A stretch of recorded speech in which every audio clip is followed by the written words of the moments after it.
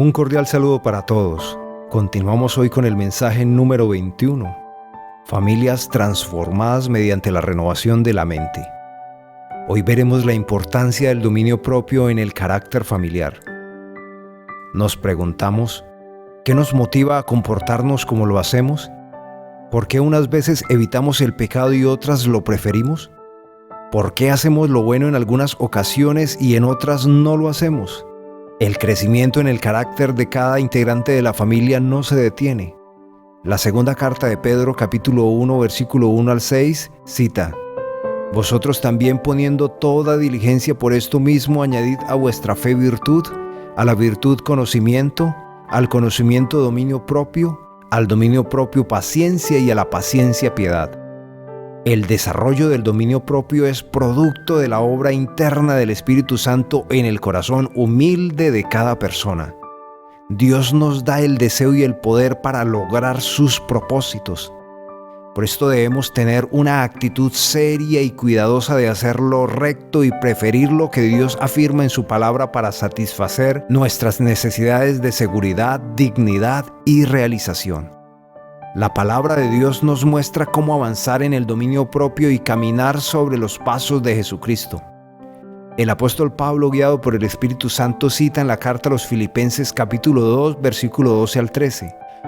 Por tanto, mis queridos hermanos, así como ustedes me han obedecido siempre y no solamente cuando he estado presente entre ustedes, obedézcanme más ahora que estoy lejos. Hagan efectiva su propia salvación con profundo temor y temblor, pues Dios, según su bondadosa determinación, es quien hace nacer en ustedes los buenos deseos y quien los ayuda a llevarlos a cabo. La Fundación Visión Familiar les invita hoy a estudiar por qué es importante el dominio propio en el carácter familiar.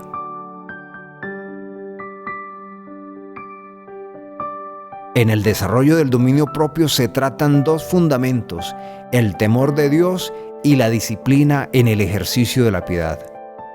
Observemos por un momento el primer fundamento, el temor de Dios.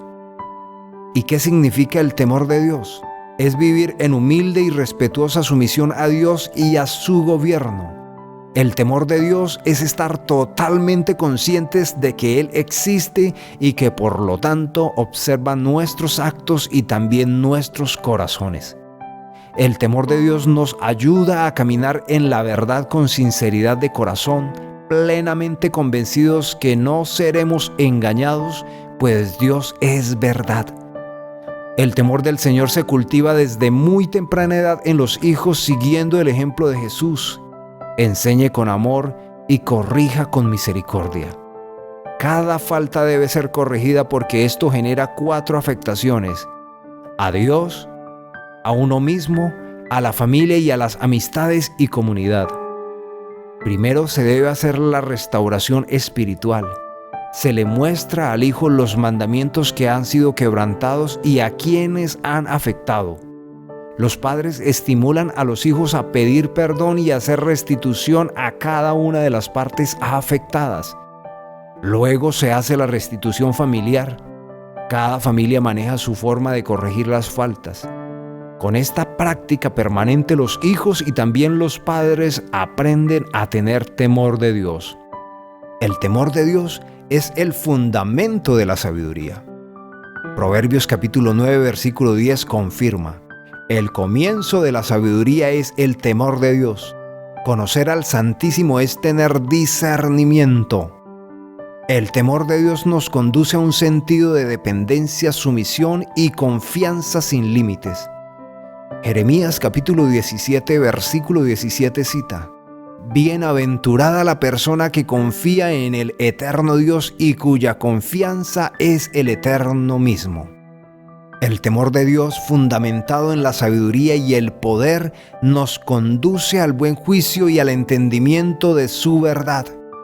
Segunda carta a Timoteo capítulo 1, versículos 6 y 7 cita: Por lo cual te aconsejo que avives el fuego del don de Dios que está en ti por la imposición de mis manos, porque no nos ha dado Dios un espíritu de cobardía, sino de poder, de amor y de dominio propio. El temor de Dios nos libra de las preocupaciones e inquietudes y permite el disfrute del descanso en el poder, la paz y el amor de Dios. Toda sabiduría viene del Señor y está siempre con Él. Nos enseña honestidad, justicia, equidad y habilidad para ordenar rectamente la vida. La sabiduría es un tesoro inagotable. Quien sabe usar de ella logra la amistad de Dios. La sabiduría en el temor de Dios nos protege, nos cuida, nos da descanso y nos hace la vida agradable y pacífica. Si nos apoyamos en la sabiduría, no caeremos. Si confiamos en ella, no fracasaremos. La sabiduría en el temor de Dios nos da larga vida, riquezas y honor. La sabiduría en el temor de Dios nos enseña la moderación y la prudencia, la justicia y la fortaleza, que son virtudes muy útiles para la sana convivencia.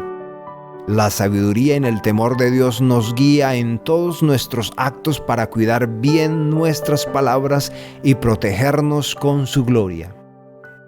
El sabio guarda silencio hasta el momento preciso.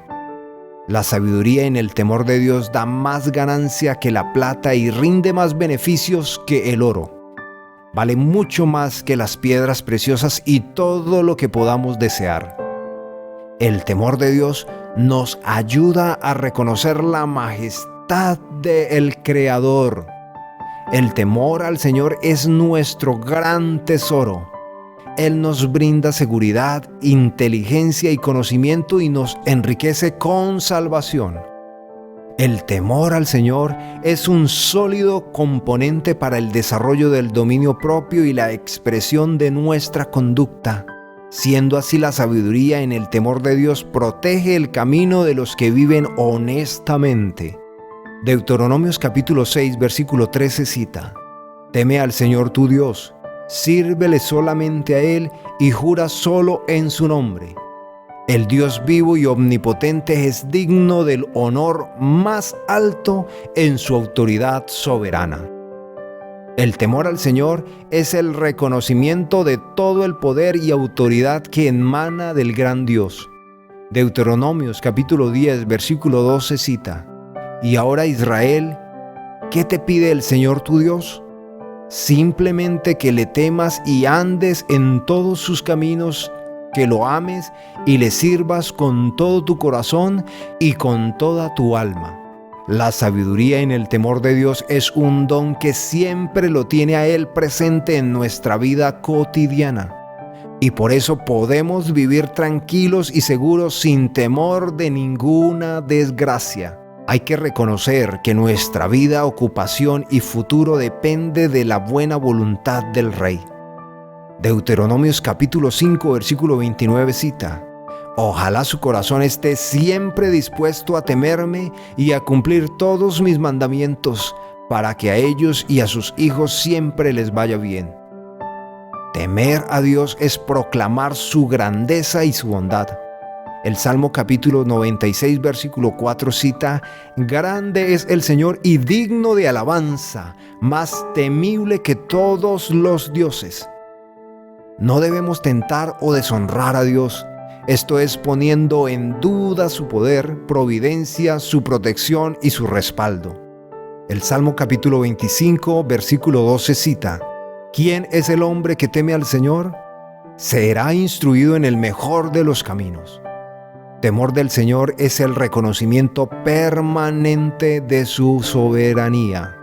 Recuerde, temer al Señor es el reconocimiento permanente de su soberanía. El respetar su gloria majestuosa, adorarle con reverencia, someternos a su autoridad y obedecerle con gozo. El temor de Dios nos evita obrar indebidamente. El Eterno provee a cada persona la sabiduría para temer a Dios y la inteligencia para obedecer sus mandamientos, para seguir su disciplina y apartarnos del mal. Dios es nuestro juez y todos tenemos que presentarnos ante Él. De esto puede leer en la segunda carta a los Corintios capítulo 5, versículo 10 y 11 parte A. porque es necesario que todos nosotros comparezcamos ante el tribunal de Cristo para que cada uno reciba lo que le corresponda según lo bueno o lo malo que haya hecho mientras vivió en el cuerpo. Por tanto, como sabemos lo que es el temor al Señor, tratemos de persuadir a todos.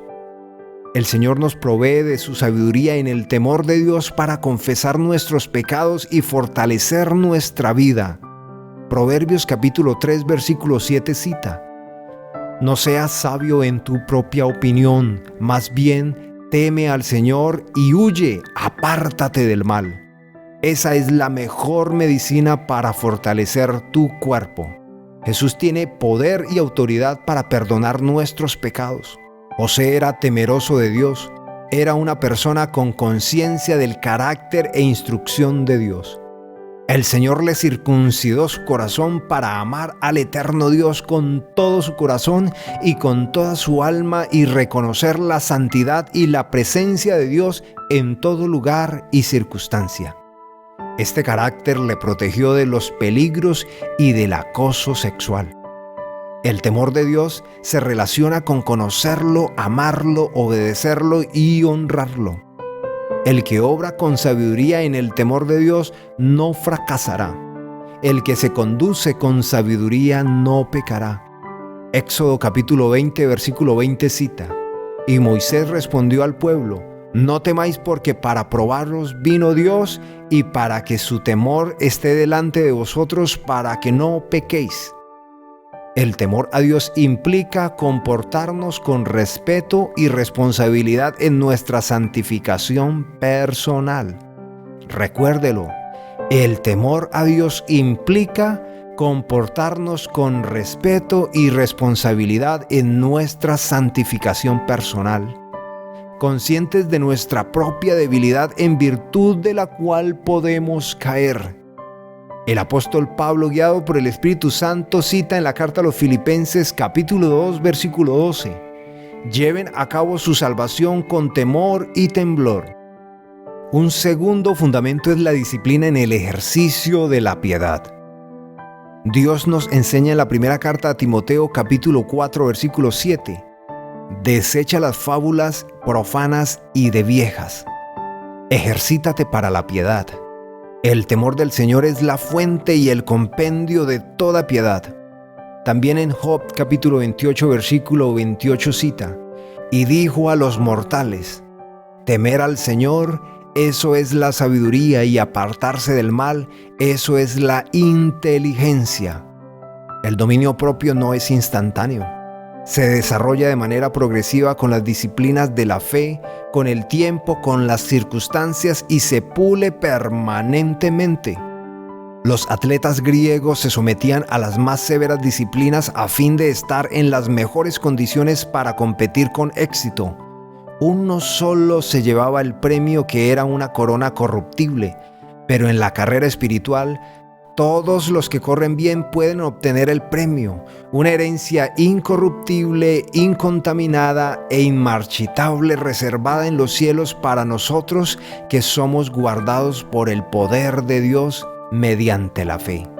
Similar a un atleta disciplinado, cada integrante de la familia debe desarrollar y madurar su dominio propio o control de sí mismo a fin de vivir dignamente y ganar la corona incorruptible de la última meta relacionada con la vida eterna. El dominio propio se manifiesta en la moderación en todo lo que se diga o se haga. Recibir espiritualmente a Jesucristo en nuestro corazón y permitir que el Espíritu Santo obre dentro de nuestro ser produce moderación en todos los aspectos de nuestra vida. El apóstol Pablo utiliza la metáfora del atleta para ilustrar la disciplina del dominio propio. Escribe en la primera carta a los Corintios capítulo 9, versículo 24 al 27. ¿No sabéis que los que corren en el estadio, todos a la verdad corren, pero uno solo se lleva el premio? Corred de tal manera que lo obtengáis. Todo aquel que lucha, el que compite en los Juegos Olímpicos, de todos se abstienen. Ellos a la verdad para recibir una corona corruptible, pero nosotros una corona incorruptible. Así que yo de esta manera corro no como a la aventura. De esta manera peleo, no como quien golpea el aire, sino que golpeo mi cuerpo y lo pongo en servidumbre, no sea que habiendo sido heraldo para otros, yo mismo venga a ser eliminado. El sufrimiento es parte del entrenamiento hacia el dominio propio. El apóstol Pablo cita en la segunda carta a Timoteo, capítulo 2, versículo 3 al 6, 22 y 23. Tú pues, sufre penalidades como buen soldado de Jesucristo. Ninguno que milita se enreda en los negocios de la vida a fin de agradar a aquel que lo tomó por soldado. Y también el que lucha como atleta no es coronado, sino lucha legítimamente. El labrador, para participar de los frutos, debe trabajar primero. Huye también de las pasiones juveniles y sigue la justicia, la fe, el amor y la paz con los que de corazón limpio invocan al Señor. Pero desecha las cuestiones necias e insensatas, sabiendo que engendran contiendas. Crecemos en el dominio propio cuando escuchamos y obedecemos a la palabra de Dios. Nuestra madurez se caracteriza por la capacidad de reconocer y aplicar los principios de la palabra a nuestra experiencia cotidiana. En la carta a los Hebreos capítulo 5 versículo 14 cita: pero el alimento sólido es para los que han alcanzado madurez, para los que por el uso tienen los sentidos ejercitados en el discernimiento del bien y del mal. La palabra de Dios se hace viva y eficaz cuando la ponemos en práctica voluntariamente. El apóstol Pablo menciona que nosotros debemos someter nuestro cuerpo por la gracia de Dios y el poder del Espíritu Santo a severo control de los instintos y sobre todo los relacionados con los sentidos. Primera de Corintios capítulo 15 versículo 10 cita: pero por la gracia de Dios soy lo que soy, y su gracia no ha sido en vano para conmigo. Antes he trabajado más que todos ellos, pero no yo, sino la gracia de Dios conmigo. También en Job capítulo 31 versículo 1 cita: hice pacto con mis ojos. Dios nos exhorta y leemos en la carta a los Romanos capítulo 12 versículo 1 al 2. Así que, hermanos, os ruego por las misericordias de Dios que presentéis vuestros cuerpos en sacrificio vivo, santo, agradable a Dios, que es vuestro culto racional. No os conforméis a este siglo, sino transformaos por medio de la renovación de vuestro entendimiento, para que comprobéis cuál sea la buena voluntad de Dios, agradable y perfecta. Debemos presentar a Dios nuestro cuerpo como sacrificio vivo todos los días. El apóstol Pablo, guiado por el Espíritu Santo, nos exhorta hoy a vivir en pureza. La sabiduría en el temor de Dios nos protege de caer en inmoralidad sexual y toda clase de vicios. Hay concupiscencias peculiares de la ardiente juventud. Huye de ellas. Salmos capítulo 130, versículo 3 al 4 cita: si tú, Señor, tomaras en cuenta los pecados, ¿quién, Señor, sería declarado inocente? Pero en ti se halla el perdón y por eso debe ser temido. Cuando recibimos su perdón, brota espontáneamente un temor reverente, filial y amoroso en correspondencia a la maravillosa bondad de ese Dios perdonador.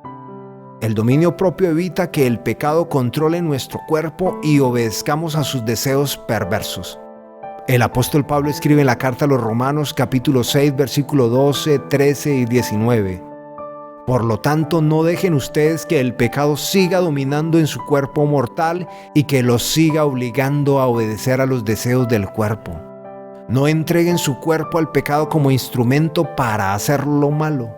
Al contrario, entréguense a Dios como personas que han muerto y han vuelto a vivir, y entréguenle su cuerpo como instrumento para hacer lo que es justo ante Él. Hablo en términos humanos porque ustedes, por su debilidad, no pueden entender bien estas cosas.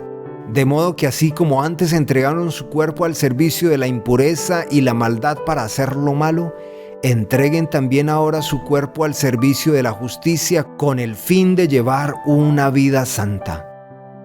Debemos glorificar a Dios en nuestro cuerpo, que es templo del Espíritu Santo. Así que huyamos pues de la fornicación y todas sus acciones relacionadas.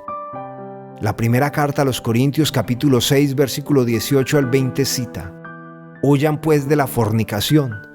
Cualquier otro pecado que una persona comete no afecta a su cuerpo, pero quien se entrega a la fornicación peca contra su propio cuerpo.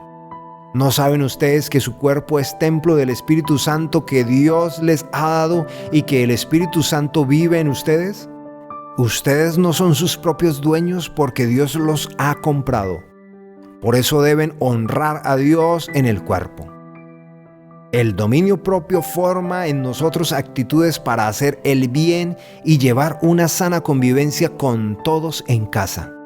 La primera carta a los Tesalonicenses capítulo 5 versículo 15 cita: Mirad que ninguno pague a otro mal por mal, antes seguid siempre lo bueno unos para con otros y para con todos. También la carta a los Gálatas capítulo 5 versículo 22 cita: Mas el fruto del Espíritu es amor, gozo, paz, paciencia, benignidad, bondad, fe, mansedumbre, templanza. Contra tales cosas no hay ley. Consideremos algunos beneficios de desarrollar el dominio propio. En primer lugar, nos permite actuar en formas que se centran en la voluntad de Dios.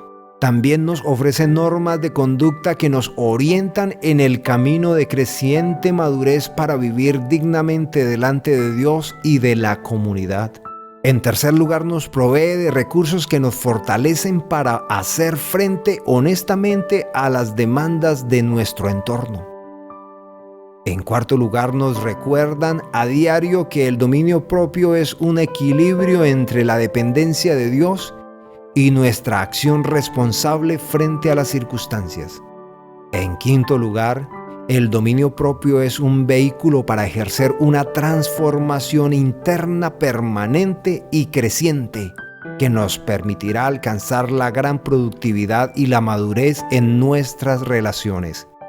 Y en sexto lugar, cultiva hábitos de buen carácter como la integridad, la fidelidad y la compasión que sustituyen los hábitos de pecado. Oremos al Señor. Señor, hazme entender que la vida es corta para así vivirla con sabiduría. Danos la sabiduría que reina junto a ti y no nos excluyas de tu bendición. Señor, llénanos de tu fiel amor cada mañana. Somos tus hijos, personas débiles, de breve existencia, tardos para entender la justicia y las leyes. Señor, déjanos ver tus maravillas y tu gloria para con nosotros. Nada somos si nos falta tu sabiduría. Señor, sé bueno con nosotros, envíanos tu ayuda, porque contigo está la sabiduría y ella sabe lo que te agrada, lo que está de acuerdo con tu palabra. Señor, mándanos tu sabiduría desde tu santo cielo, desde tu trono glorioso, para que nos acompañe en nuestras labores y nos enseñe a hacer tu voluntad. Señor, sabemos que tú estás con nosotros. Oramos que nos hables siempre con tu palabra, que es sabia y consoladora. Señor, que tu sabiduría nos guíe con prudencia en cada una de nuestras decisiones y acciones y nos proteja con su gloria. Nadie puede conocer tus planes sino aquellos a quienes das sabiduría y sobre quienes desde el cielo envías tu Santo Espíritu. Danos una lengua pura con la cual todos invoquemos tu nombre para servir con un solo consentimiento. Señor, tu palabra ha descendido del cielo hoy y viene empoderada para penetrar a lo profundo de los corazones. Oramos que esta palabra no regrese a ti vacía, sino que haga conforme a tu voluntad y cumpla bien el propósito para la cual tú la envías a cada familia hoy. Oramos a ti, Padre, en el nombre de tu Hijo Jesucristo. Amén. Hasta una próxima. Y la paz de Dios, que sobrepasa todo entendimiento, llene sus corazones, sus vidas, sus hogares.